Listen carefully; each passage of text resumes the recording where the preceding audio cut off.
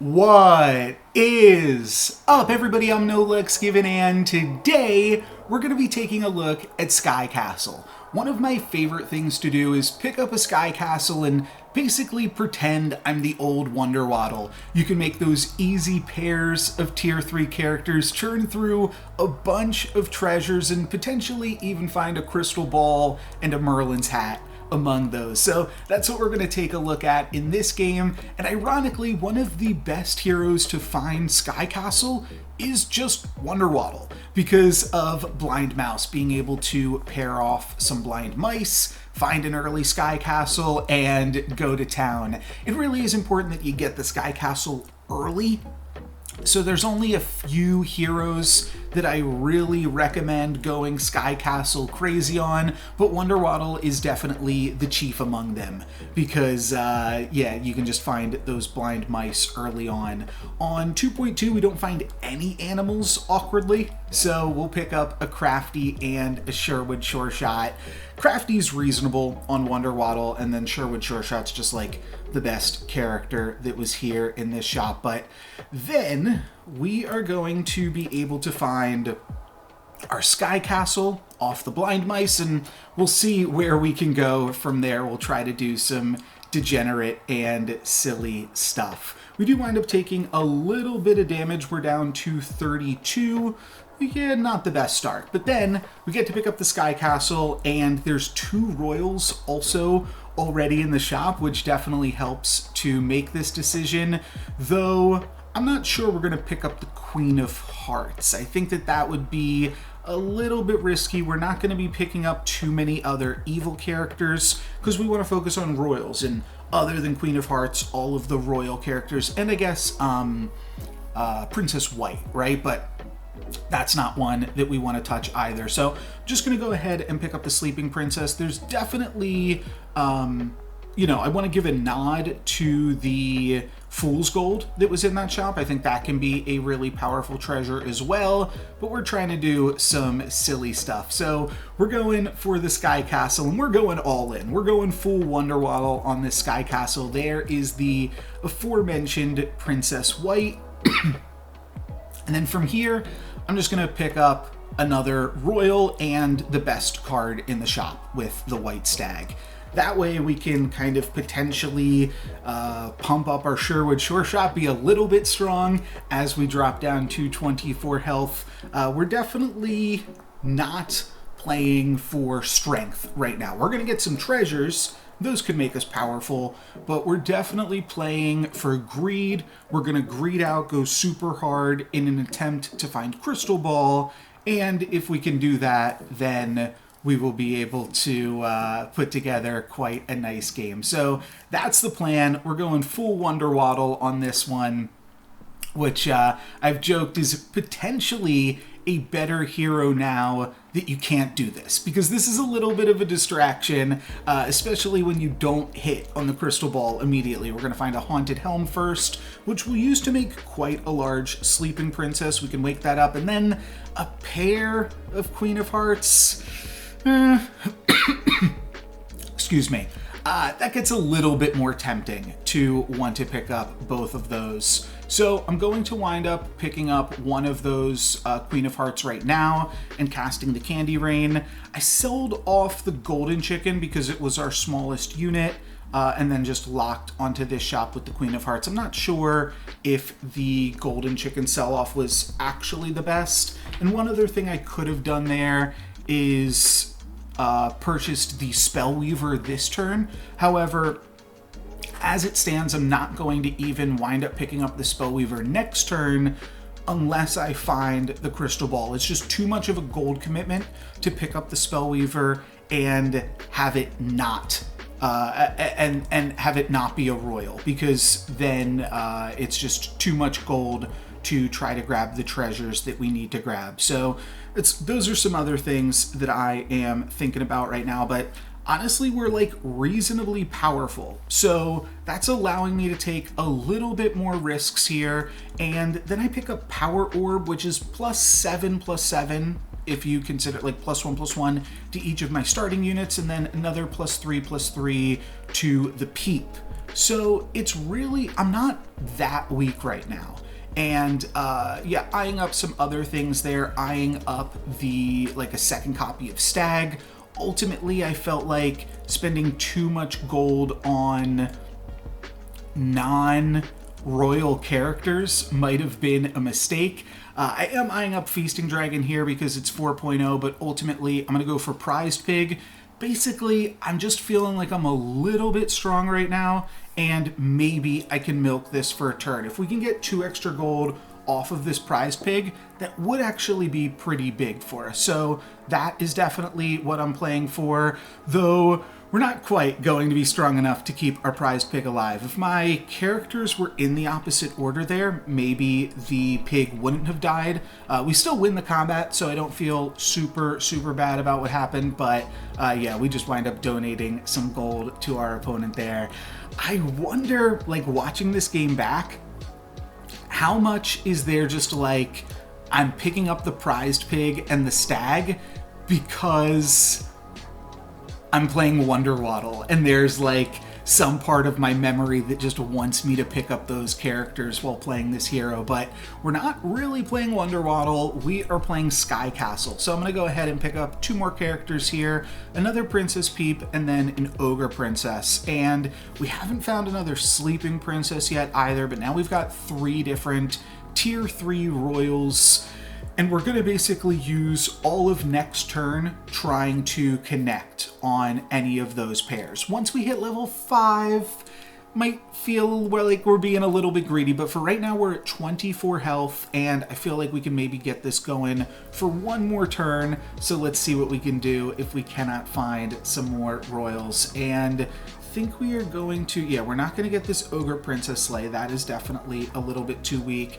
This combat winds up being pretty close though, because we do have quite large sheep. We take 6 damage, down to 18, but still in 4th place in the lobby overall. So not too terrible. And then we get to pick up Eye of Aries, which isn't a treasure that I'm typically super excited about, but on this board, it's actually a ton of power because all of our sheep are then going to get to respawn with +5 attack. Then we also have the royal. Yeah, I'm just going to go ahead and pick up the golden chicken first in case I'm floating this treasure, which I am. So we've got the 1 ranged unit in the form of Sherwood Sure Shot. Then we also have Ogre Princess, which could potentially be more likely to slay now that we've added the Eye of Aries. But we triple or double rather on the Princess Peep on 4.2, which was just in time because now we get to lock onto a crystal ball going into 5.0. So I'm going to play this Eye of Aries for 1 more turn here. Then I'm probably going to toss the Power Orb next turn and pick up the crystal ball, and then we'll be able to roll for Aeon and try to get some fun Aeon stuff going. I think we are just going to lose to the Ancient Sarcophagus here. We take 5 more damage, and now we're towards the bottom of this lobby, but I'm still feeling pretty decent with this Eye of Aries. So I'm going to go ahead and pick up a Baba Yaga. Baba Yaga is pretty good with Eye of Aries because it's a ranged character, and then we are supporting our Ogre Princess, giving that double the slays, and that could maybe help us find some Aeons. So that's kind of what I'm going for there. One other thing I could have done was picked up the Hermes sandals, and that would have allowed us to get the slay with the Ogre Princess and then also start slaying with Aeon if we're able to find it next turn, potentially off of the Ogre Princess as well. So I think that the sandals for the Sky Castle definitely could have been a pickup now that we already have the crystal ball. But I didn't go for it and just wound up picking up a few more golden chickens to have a little bit more econ into next turn. So we'll see how this one goes. Wind up backlining the Sure Shot. We do get the slay with Ogre Princess, so that's really good. And then that Friendly Spirit that we just picked up, that's going to go on to the Sure Shot. And we've got pretty decent ranged characters, and we're actually going to be okay thanks to this Eye of Aries. So pretty good stuff. I'll pick up the Sleeping Princess, and now it is time to toss the Eye of Aries because we found ourselves a hat and a ball. So long way to get here, but we are now a hat ball Wonder Waddle.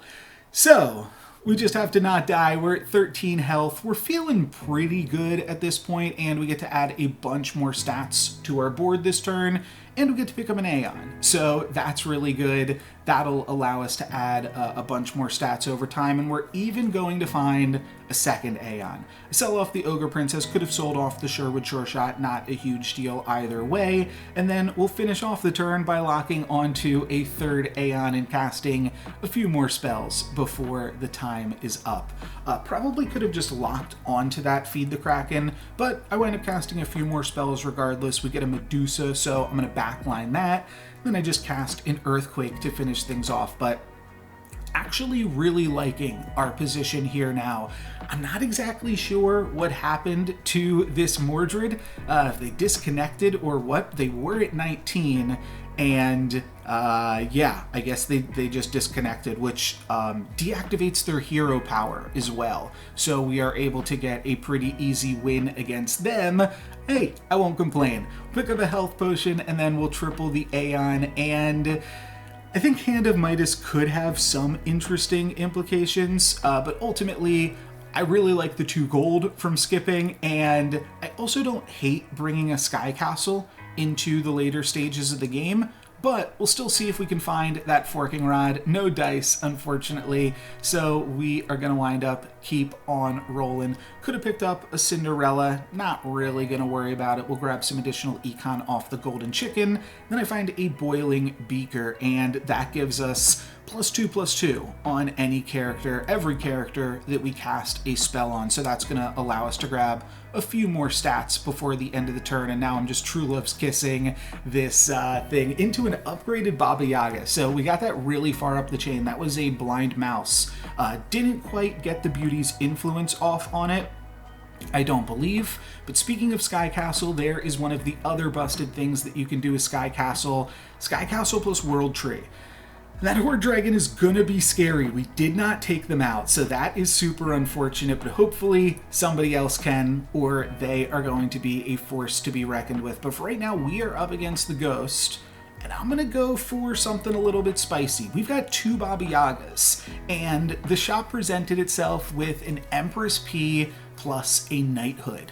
So basically, I'm just going to Knighthood this Empress P and try to make it as big as I possibly can and make these Baba Yagas as big as I possibly can. And then from there, I'm going to Dream and just select the mask. There weren't really any great options. And I'll throw this Medusa back in, but a pretty big gold investment to pick up Empress P and Knighthood this turn. I'm not totally sure if that was right, and as you can see, we do kind of still need, or we would have, without the Empress P, needed 1 more character on the board. And maybe even 2, because I don't know how long we could have gotten away with playing this Shoulder Fairies, especially just supporting it, or based off of the Sleeping Princess. So I think that it winds up working out pretty well. We get to make some nice Baba Yagas here, and now basically every spell that I cast is just going to go on to the Empress P. Obviously, Queen's Grace is going to go on to the Empress P, but every other spell as well, just because of that Boiling Beaker. So every time I cast a spell on Empress P, it's getting a free +2/+2, which means that all of the support characters are getting an additional +4/+4 each. So that's pretty nice. I think that that's the right math on that. And I don't even think that Aeon needs more stats. I'm just going to try to put as much stats as possible onto the P. And then I will round out the turn by casting one of my Dream spells in my hand.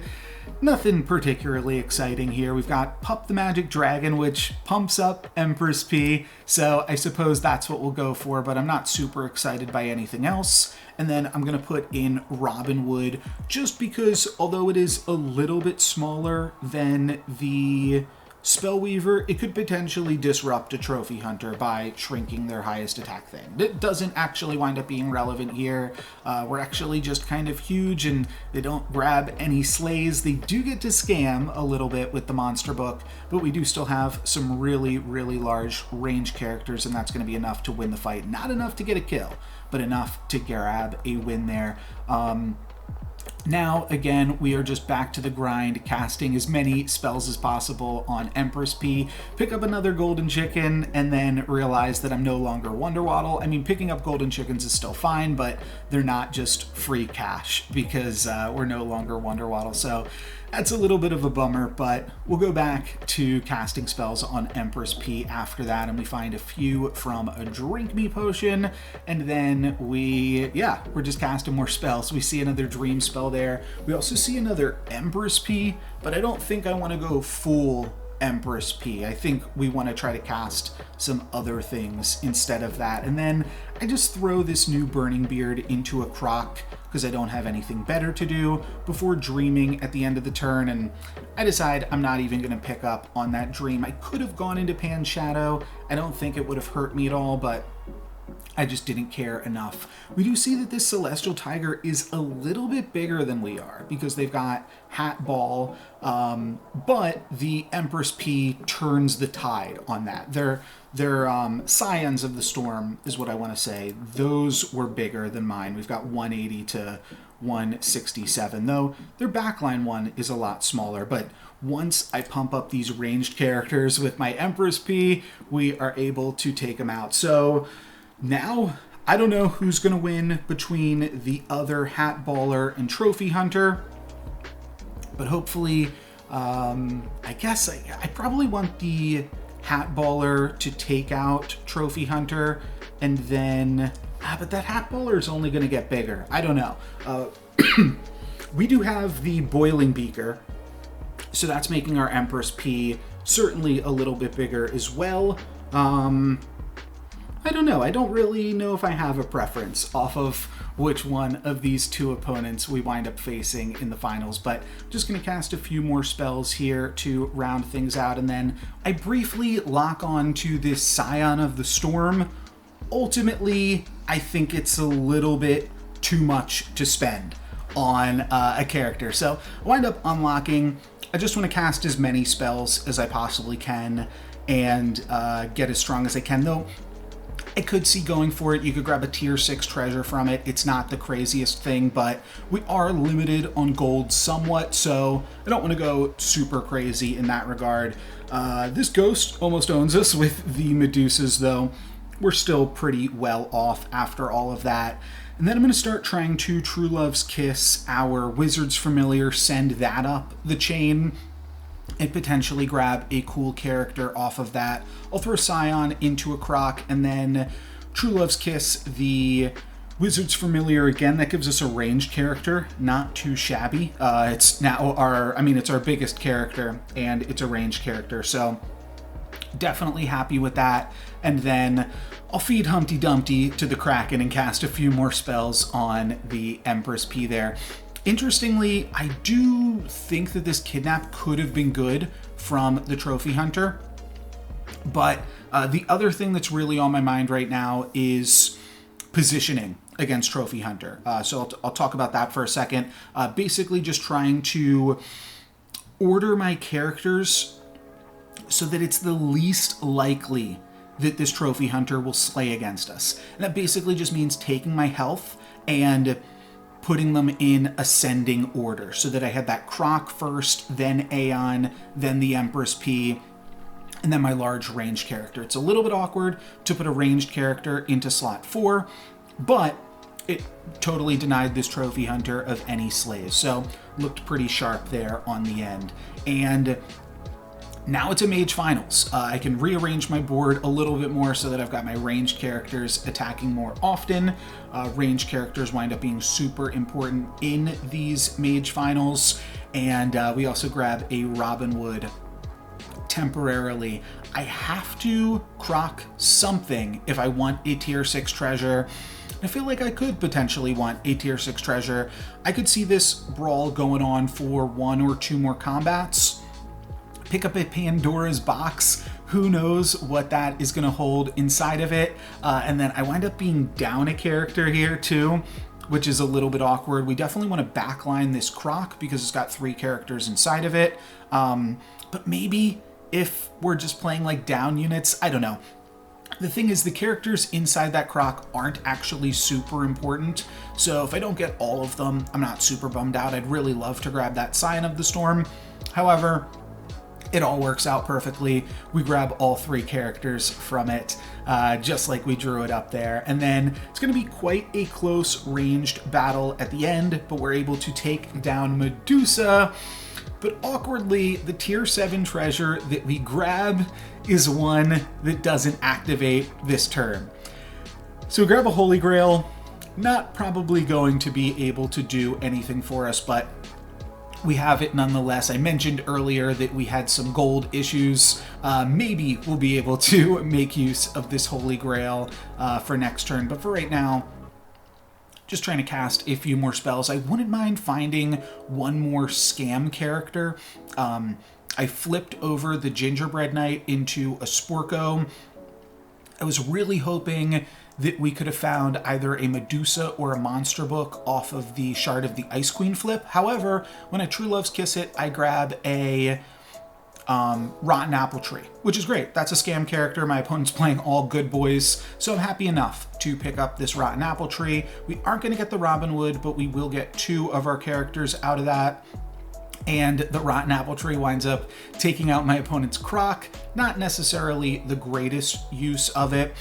This winds up actually being a really close combat though, and we lose, which is terrible, but that means now we get to Holy Grail Beaker Ball. So we're totally going off here. This is a bunch of fun. We find another Scion of the Storm from Mix-a-Whizzling the Rotten Apple Tree up the chain. I do want to mention, might have saw at the end of last turn, basically what I did was I sold stuff in my hand, picked up a Friendly Spirit, and then I sold the Friendly Spirit. It's because we were going to have unlimited gold this turn, so it didn't matter if I did that. We grab an upgraded Scion of the Storm, throw that into a Croc, then I'm rolling. I'll just cast this Feed the Kraken just for a little bit more stats on everything. Let's see what we can find. My opponent throws up the no luck's given emoji, and we find the Scion of the Storm, find 9th Book of Merlin just in time for the fight. Fingers crossed is right. We are able to find a really, really good Holy Grail turn.